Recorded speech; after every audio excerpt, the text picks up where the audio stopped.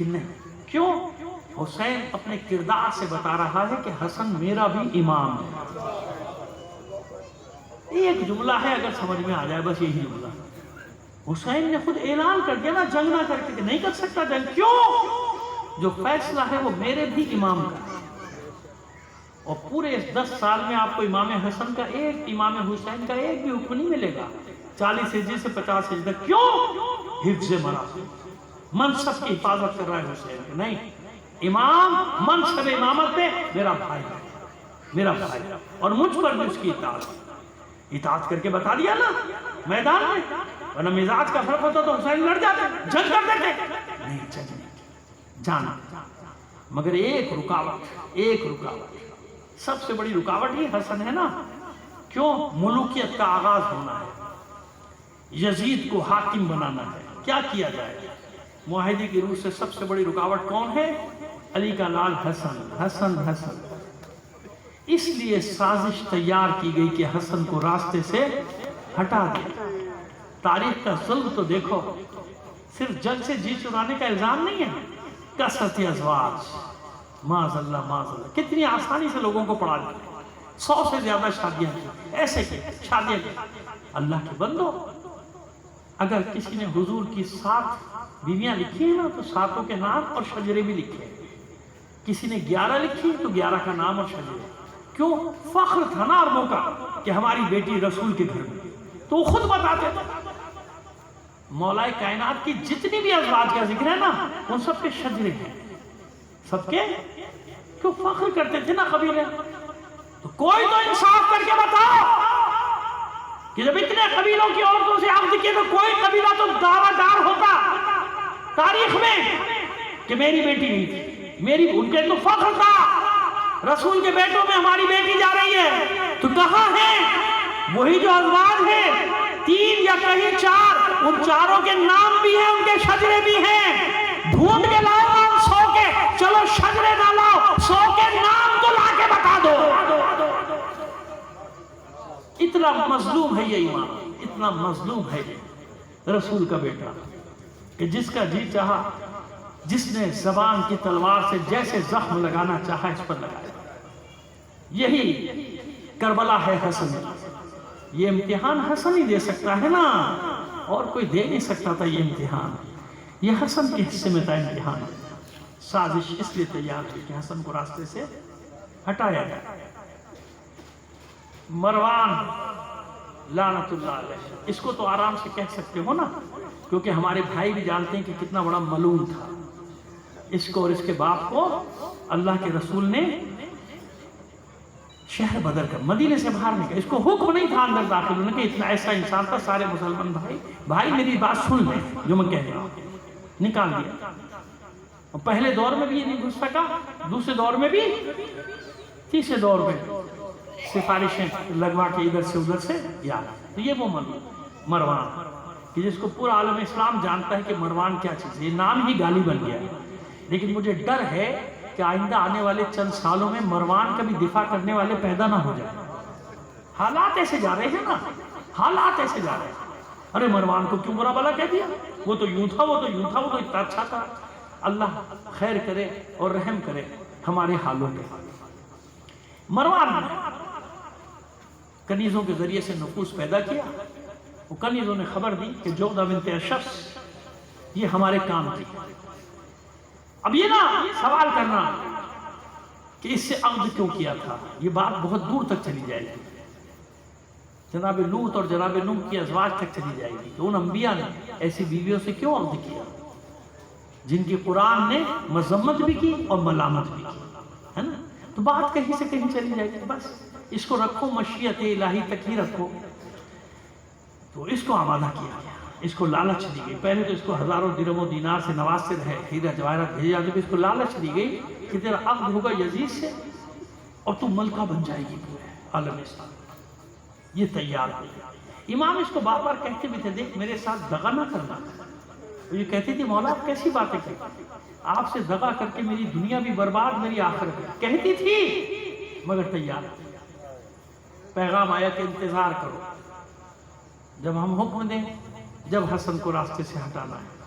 زہر بھیجا گیا ایک شیشی میں، ایسا زہر جس کا نام ہے زہر ہلاہل، بقول اس کے کہ یہ ہند سے میں نے منگوایا ہے۔ اس زہر کی تاثیر یہ ہے کہ اس چھوٹی سی شیشی کو اگر دریا میں ڈال دیا تو آبی حیات ختم، یعنی دریا کی حیات۔ کوئی کہے گا میں مبالغہ کر رہا ہوں، یہ تاریخ میں جس نے لکھا اس نے مبالغہ، نہیں، آپ کیا سمجھ رہے ہیں زہر کو؟ آج 10-15 گرام ایسے زہر ہیں دنیا میں، جراثیم کسی بہت بڑے ڈیم میں ڈال دیے جائیں نا تو پورے ملک میں جو پانی جائے گا زہریلا جائے گا۔ آج میں جانتا ہوں، اور آپ کی نالج کے لیے بتا دوں، یہ کورونا جس نے پوری دنیا میں تباہی مچائی ہے نا، پوری دنیا جانتے ہیں کتنے گرام کورونا استعمال ہوا تھا؟ 5 گرام۔ کتنا؟ جس نے پوری دنیا کو گھروں میں بند کر دیا، لاکھوں لوگوں نے پوری دنیا میں۔ سمجھ میں آئی بات؟ 5 گرام۔ یہ میری اپنی خبر نہیں ہے بھائی، یہ انہی کی خبر ہے جنہوں نے جراثیم پھیلائی تھی۔ 5، 1 سے 2، 2 سے 3، 3 سے 4، سب کو لگتا گیا پوری دنیا میں پھیل گیا جراثیم۔ تو یہ شک نہ کرنا کیسے زہر نہیں ہوتے کہ آبی حیات کو ختم کر دے۔ آبی حیات ختم، نہیں سمندر میں جتنے حیوانات ہیں، جانور ہیں، مچھلی، پانی کے جو سب ختم۔ یہ ایک شیء پہنچا دیے۔ اب انتظار ہے کہ کس دن اس کے گھر پہ شہزادہ حسن مجتبیٰ آئے۔ روزے سے تھا امام، آئے افطار کی، رات کا ایک پہر گزرا، امام کو پانی کی طلب، پیاس لگی، اسے کہا مجھے پیاس لگی ہے پانی۔ تو سنیے، اس نے وہ شیشی جو پوری دریا کی آبی حیات کے لیے کافی تھی، وہ پوری شیشی اس گڑھے یا گڑھی میں ڈال دی جس میں پینے کا پانی ہوتا تھا، پوری شیشی، اور اس سے کوزہ بھرا، وہ پانی کا کوزہ لے کے امام کی خدمت کیا، بیٹا اس کو بند کر دو، ابھی میں ڈسٹرب ہوتا ہوں۔ وہ پورا کوزہ امام کے ہاتھ، امام نے کوزہ تھاما، 2 گھونٹ لیے بس، 2 جرعتین کا لفظ ہے روایتوں میں، مقاتب 2، اور امام کا وجود لرز گیا، کوزہ ہاتھ سے گرا، ٹوٹا، کچی زمین پر جب وہ پانی گرا تو زمین جوش مارنے لگی، یعنی زمین کے سینے کو اس نے چیرنا شروع کر دیا، ایسا زہر تھا۔ امام نے دونوں ہاتھوں سے کلیجہ تھاما، کیسا پانی تھا جس نے میرا کلیجہ چیرا۔ وہ ملونہ، میں نے تجھ سے کہا تھا مجھ سے دغا نہ کرنا۔ پہلی ہچکی آئی حسن کو، خون بہا، حسن کے گھر سے فریادیں بلند ہوئیں، دروازے کھلنا شروع ہوئے ہاشمیوں کے، بہن، بھائی، بھانجے، بھتیجے سب دوڑنا شروع۔ مجھے نہیں معلوم پہلے کون داخل ہوا، حسین یا زینب، مجھے نہیں معلوم۔ ہاں اتنا جانتا ہوں کہ حسین نے اپنی آغوش میں لیا، بھائی یہ کیا ہوا؟ پھر خے ہونا شروع ہوئی، بہن فریاد کر رہی ہے میرے بھائی کو کس نے مارا ہے؟ اور حسین کہتے ہیں زینب، میری بہن زینب، پہلے کوئی لگن لاؤ۔ لگن لایا گیا تاکہ سامنے رکھا جائے۔ کہتے ہیں کہ جگر کے ٹکڑے کٹ کٹ کر لگن میں گرنا شروع ہوئے۔ میں نہیں مان سکتا، کیوں؟ انصاف سے بتاؤ۔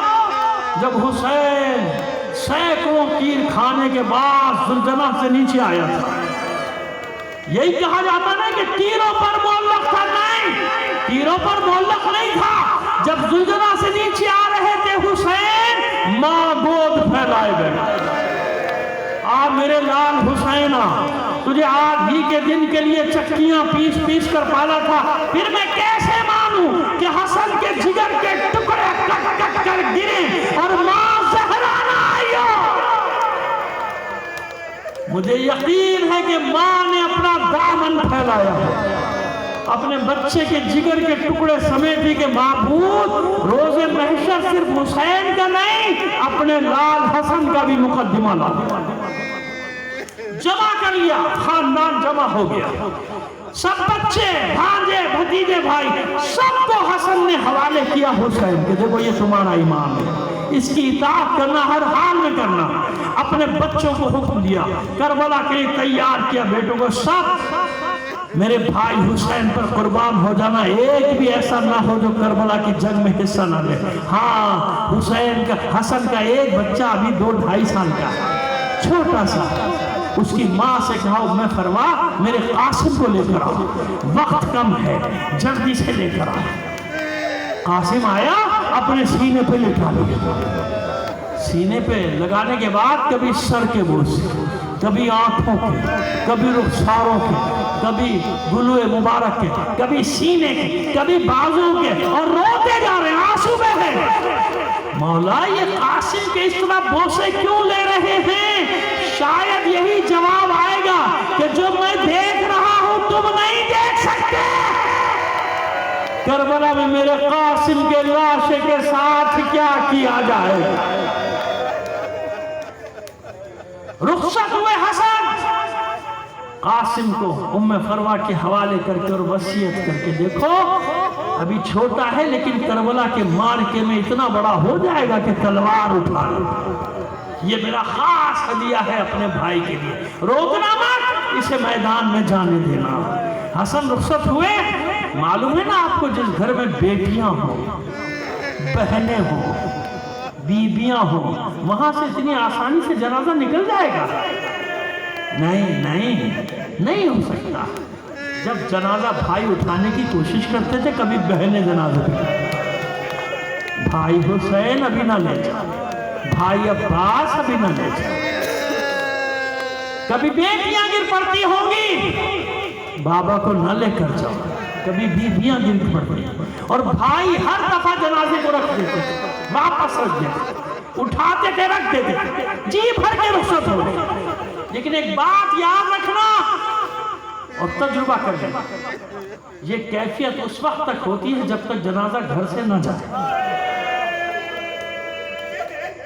ہر ایک کی یہ خواہش ہوتی ہے کہ جنازہ گھر سے، لیکن جب جنازہ ایک بار باہر چلا جائے نا، پھر کوئی یہ نہیں چاہتا کہ جنازہ واپس آ جائے۔ چند جملے، بس چند جملوں کی زحمت ہے آپ کو ادا دارو، جزاکم اللہ۔ پھر کوئی بیٹی، بہن، ماں، بیوی نہیں چاہتی کہ جنازہ واپس آئے۔ جنازہ گیا باہر، مگر ہوا کیا؟ 300 تیر انداز کھڑے ہو روضہ رسول میں دفنانے نہیں دیں گے۔ ادھر 300 کمانوں کے چلے کھینچے، ادھر ہاشمیوں نے اپنی تلواروں کے قبضوں پہ ہاتھ ڈالا۔ سب سے پہلے عباس للکارتا ہے، کس کی مجال ہے، میرے آقا کو اس کے نانا کے پہلو میں دفن نہ ہونے دے۔ حسین نے عباس کے ہاتھ پہ اپنا ہاتھ رکھ دیا، نہیں عباس، بھائی کی وصیت ہے، جنگ نہیں کرنی ہے، اگر مجھے روضہ رسول میں دفنانے نہ دے، لے جانا بقی میں، ماں کے پہلو میں دفنانا، تلوار نہ چلے۔ عباس تلوار دھیان میں رکھو، ہم اپنے بھائی کو اپنی ماں کے پہلو میں دفنا دیں۔ ابھی مڑ رہے ہیں، ہاشمی واپس مڑ رہے ہیں، اتنی دیر میں کمانوں کے چلے کھینچے اور 300 تیر ایک ساتھ چلے۔ ان میں سے اکثر تیر حسن کے جنازے میں پیوست ہیں۔ گلی میں شور کی آوازیں بلند ہوئی، بہنیں بیٹیاں گھبرا گئیں کہ کیا ہوا۔ فضہ سے کہا زینب نے، فضہ ماں فضہ دیکھ یہ گلی میں شور کیسا ہو، شور کیسا ہے، ابھی تو میرے بھائی کا جنازہ گیا ہے، دیکھ۔ فضہ نے دروازہ کھولا، چند لمحوں کے بعد مڑ کر کہتی ہے، واہ مصیبت، واہ سیدہ۔ گھبرا کے زینب نے کہا کیا دیکھ رہی ہے؟ کہا شہزادی، آقا زادی، بھائی کا جنازہ تو واپس آ رہا ہے۔ ابھی کسی نے یہ نہیں دیکھا کہ تیر لگے ہوئے، ابھی یہ گفتگو ہو رہی ہے کہ حسین، عباس، محمد حنفیہ، علی کے سب بیٹے جنازے کو لے کے اندر داخل ہوئے۔ بہن تڑپ کے فریاد کرتی ہے، بھیا حسین یہ کیا ہوا؟ جنازہ واپس کیوں آیا؟ کیوں؟ ابھی جنازہ زمین پہ رکھا نہیں تھا، ابھی جنازہ کاندھوں میں تھا۔ حسین نے جملہ سنا، جنازہ زمین پہ رکھا۔ کہتے بہن زینب، سارے